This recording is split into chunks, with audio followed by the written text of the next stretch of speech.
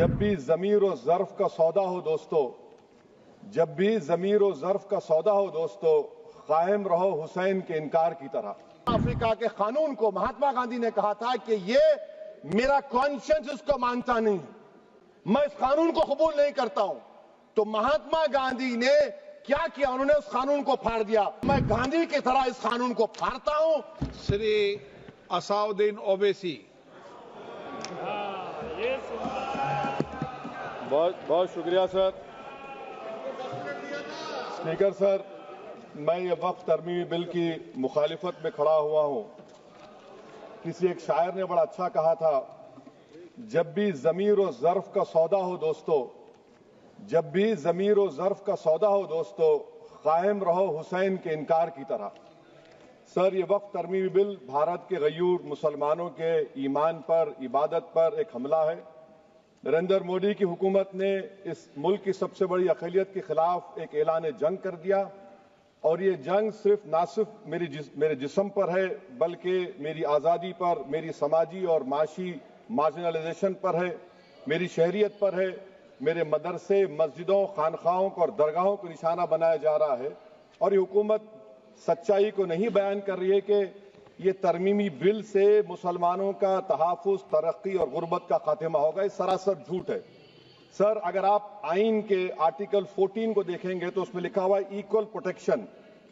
अब आप देख लीजिए सर कि हिंदू, सिख और जैन को और बौद्ध को उनके एंडोमेंट में तहफ़्फ़ुज़ मिलेगा, क्योंकि उनका एंडोमेंट बाय यूजर बरकरार है और उनका एडमिनिस्ट्रेशन उनके हाथ में होगा कि गैर हिंदू या गैर उनके मजहब का आदमी दान भी दे सकता है उनके लिए, और एंडोमेंट बोर्ड का तहफ़्फ़ुज़ भी मिलेगा, क्योंकि उसके ऊपर ओवरराइडिंग क्लॉज अप्लाई नहीं होगा, लिमिटेशन का कानून उस पर अप्लाई नहीं होगा।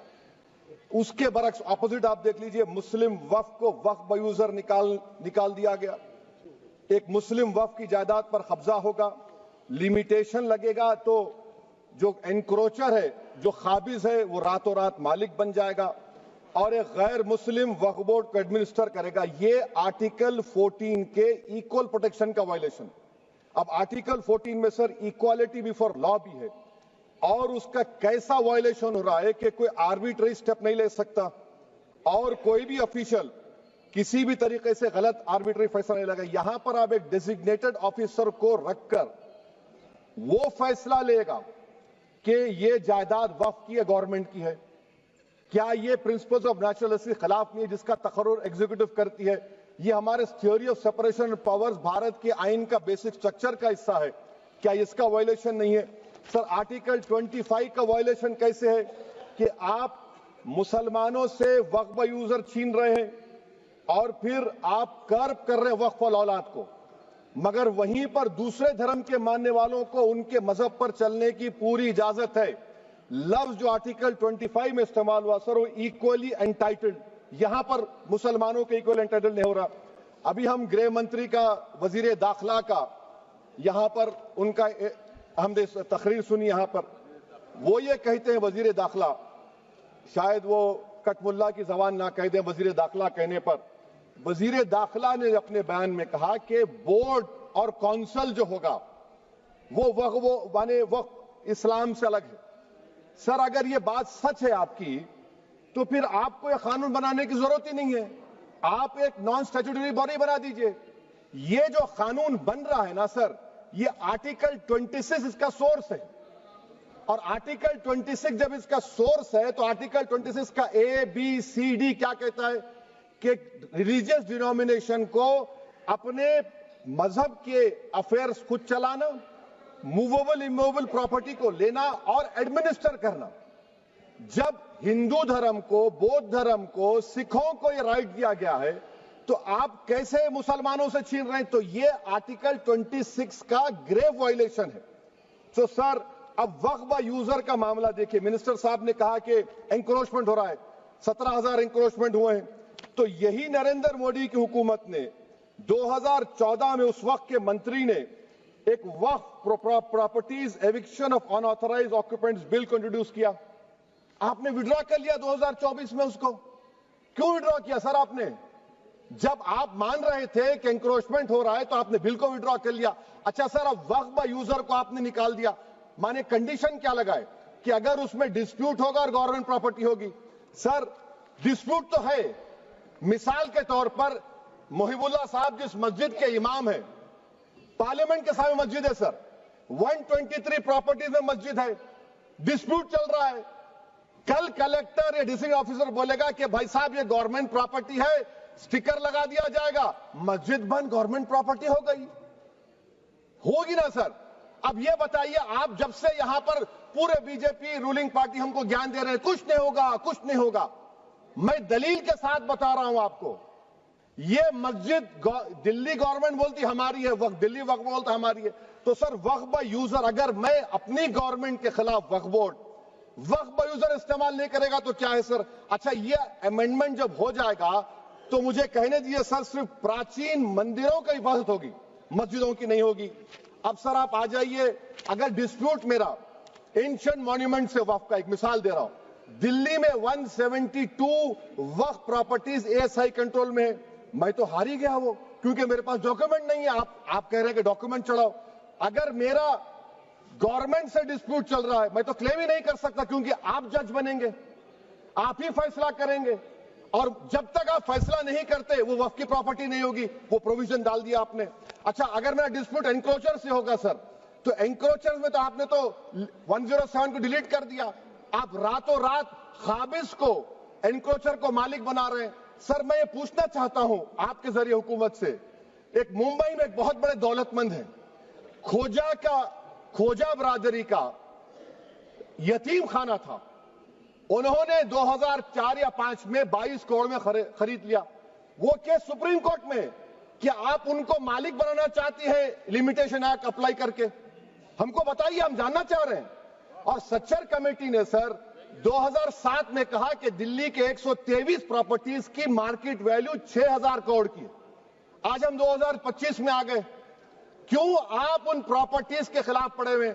1976 में उस वक्त के वजीर आजम इंदिरा गांधी लेटर लिखा, इसको आप दे दीजिए, मगर आप उसको मानने को तैयार नहीं है। तो सर और एक जो झूठ फैलाया जा रहा है, management empowerment efficient development, sir this bill takes any management from the hands of Muslims, disempowers the waqf in comparison to any other stakeholder, takes away the efficiency of administration and hampers development. Waqf disempowerment in the name of efficiency, inefficiency is being created. The progress of development from pre-independence till today is sought to be destroyed. Sir अभी हमारे home minister साहब ने फजल पुकाया case का जिक्र किया। Sir मैं आपसे गुजारिश करूंगा कि होम मिनिस्टर जरा अच्छे लोगों को रखकर इंफॉर्मेशन ले, फजल पुकाया का ऑबिटर क्या है? इट इज ऑबिटर, वो रेशियो डिसेंडेंटाई नहीं है जो आपने कहा है। अच्छा सर, शेड्यूल ट्राइब के बारे में कहा, क्या शेड्यूल ट्राइब में मुसलमान नहीं होते? शेड्यूल कास्ट में नहीं होता मुसलमान, शेड्यूल ट्राइब में मुसलमान होता। तो क्या आर्टिकल 25 मेरा चला गया, आर्टिकल 26 चला गया, आर्टिकल 14 चला गया, 15 चला गया, 29 चला गया? लक्षद्वीप का एक मुसलमान एमपी है, क्या उसको राइट नहीं है क्योंकि ट्राइबल है? क्या कह रहे हैं आप? इस ऐवान को क्यों गुमराह कर रहे हैं आप शेड्यूल ट्राइब के नाम पर? सर और एक चीज जो आपको बता रहा हूं सर, अब आप जब आर्टिकल 26 से मेरा सोर्स है, तो आप सेंट्रल वक्फ काउंसिल में 22 में से 10-11 आप नॉन मुस्लिम को बना सकते हैं, रिलीजन न्यूट्रल आपने कह दिया। और आप बनाएंगे, क्यों बनाएंगे आप? स्टेट वक्फ बोर्ड में 7 नॉन मुस्लिम होंगे और 4 मुसलमान, क्यों होंगे? क्योंकि आप लॉ में 95 में डायरेक्ट मैनेजमेंट में ले सकते हैं 5 साल के लिए। आप वक्फ बाय यूजर को आप कलेक्टर डिस्ट्रिक्ट ऑफिसर बोलेगा ये वक्फ की प्रॉपर्टी नहीं है, तो वो वक्फ बोर्ड खामोश बैठ जाएगा, कुछ एक्शन ही नहीं लगा, क्योंकि वो आपके प्यादे हैं। अच्छा, जब आप नॉमिनेट करेंगे सर मैं मोदी गवर्नमेंट के खिलाफ नो कॉन्फिडेंस ला सकता हूं, मगर वक्फ बोर्ड का चेयरमैन जो नॉमिनेट होगा उसके खिलाफ नो कॉन्फिडेंस नहीं ला सकते, हम बिल्कुल नहीं ला सकते। क्या मजाक है बताइए आप? ये डेमोक्रेसी है। नॉमिनेट भी स्टेट गवर्नमेंट करेगी, वो अगर डिक्टेटर बन जाएगा जैसा आज भारत में हो रहा है तो वो भी नहीं हटेगा। कम से कम यहां पर तो इलेक्शन है, वहां पर तो आप 5 साल झेलते रहो उसको। अच्छा सर, अब ये जो क्लॉज 11 और क्लॉज 9 आप 16AA से देखिए, where the qualification of the members of the board has been limited only to 3 categories. contained in 14(1)(c). Intention is very clear that the majority is to be packed with non-Muslims. So who will defend my interests, sir? If I cannot depend on the State Waqf Board, Central Waqf Council, which are going to comprise non-Muslims, this in itself is a clear violation of Article 26, 14 and 15, sir. अच्छा sir, CO पहले 95 act में था कि word मुस्लिम, आपने गायब कर दिया उसको।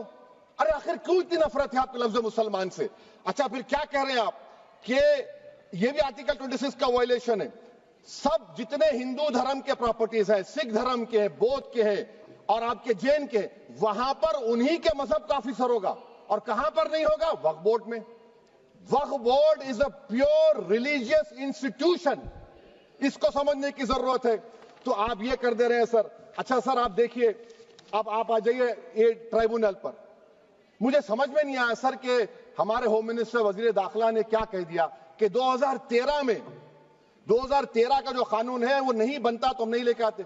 मैं बड़े अदब के साथ उनसे पूछना चाह रहा हूं कि क्या उस वक्त राजनाथ सिंह साहब, आडवाणी साहब, हमारी लेट सुषमा स्वराज, ये बड़े बड़े नेता यहां बैठे थे? आपने यूनानिमस उस कानून को पास करवा दिया। कीर्ति आजाद थे उस वक्त, अब यहां बैठे हैं वो टीएमसी में।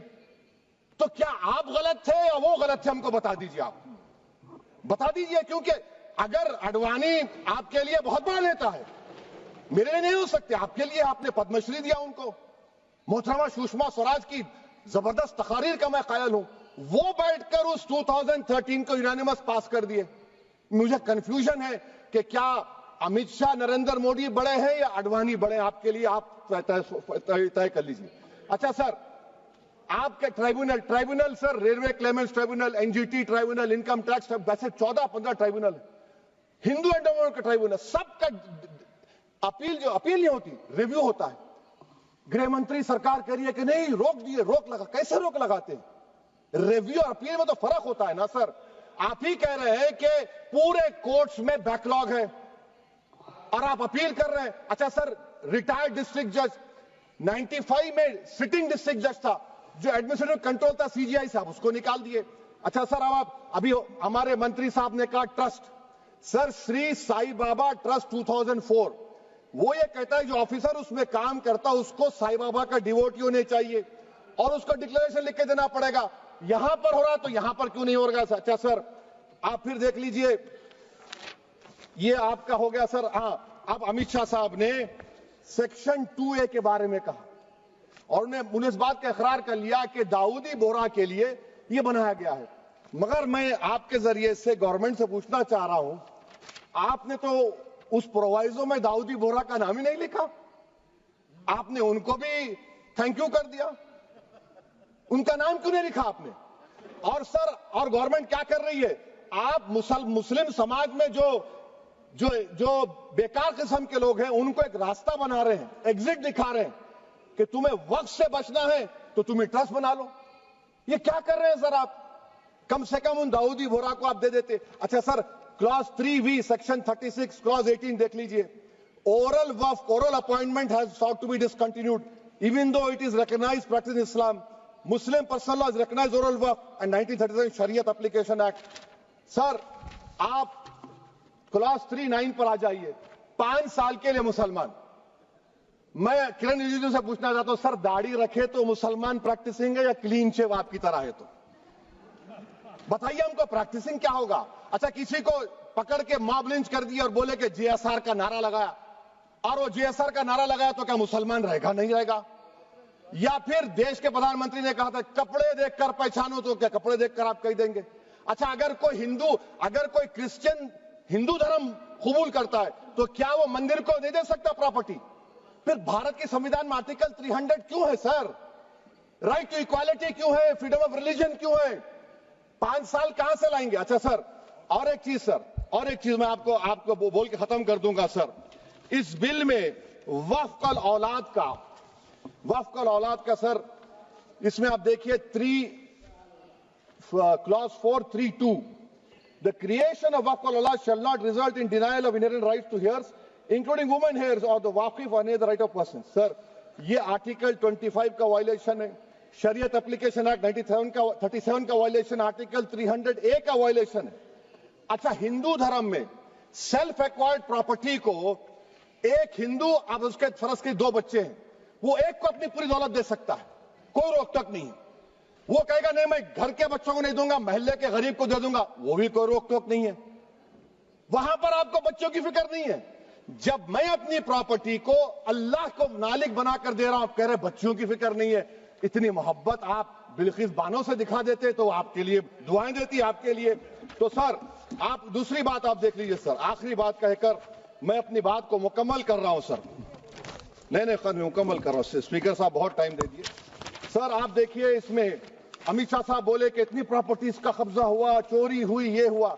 सर क्लास 2652A सेक्शन, अगर कोई प्रॉपर्टी बेचता है 2 साल की सजा थी, आपने क्या कर दिया, उसको 6 महीने कर दिया। नॉन बेलेबल था, आपने बेलेबल कर दिया। सेक्शन 40 की बात करते हैं। सेक्शन 40 में सर हमको जो ज्वाइंट वर्किंग कमेटी का जो नोट्स दिए, उसमें मिनिस्ट्री ऑफ माइनॉरिटी अफेयर्स ने कहा कि 30 साल में 515 केसेस सेक्शन 40 के, और सिर्फ 8 लोग कोर्ट को गए। वक्फ यूजर का कानून तेलंगाना आंध्रा में है, सेक्शन 40 का कानून तमिलनाडु 63 है, आंध्र प्रदेश में 43 है। और सर आप डायरेक्शन दे रहे हैं, अच्छा क्लॉज 4218B देखिए सर, आप रूल बना रहे हैं, कोऑपरेटिव फेडरलिज्म के खिलाफ है, इतना रूल बना रहे हैं। और आखिर में सर मैं आपको बताना चाह रहा हूं स्पीकर साहब, ये बिल का मकसद सिर्फ मुसलमानों को जलील और रुस्वा करना है, मुसलमानों को दूसरे दर्जे का शहरी बनाने का इनका मकसद है। सर अगर आप हिस्ट्री को पढ़ेंगे तो महात्मा गांधी उस वक्त के व्हाइट अफ्रीका में सफेद फार्म अफ्रीका के कानून को महात्मा गांधी ने कहा था कि ये मेरा कॉन्शियंस इसको मानता नहीं, मैं इस कानून को कबूल नहीं करता हूं। तो महात्मा गांधी ने क्या किया, उन्होंने उस कानून को फाड़ दिया। तो मैं गांधी की तरह इस कानून को फाड़ता हूं। ये अनकॉन्स्टिट्यूशनल है सर। इस देश में झगड़े पैदा करने का काम बीजेपी करना चाहती है मस्जिद और मंदिर के नाम पर, इसीलिए मैं इसका कंडेम करता हूं। और मैं आपसे गुजारिश करता हूं कि मैंने अपने 10 अमेंडमेंट दी हैं, आप इसको कबूल करिए सर, मुझे बोलने का मौका दीजिए और उस पर डिवीजन का मैं डिमांड भी करूंगा। Thank you sir.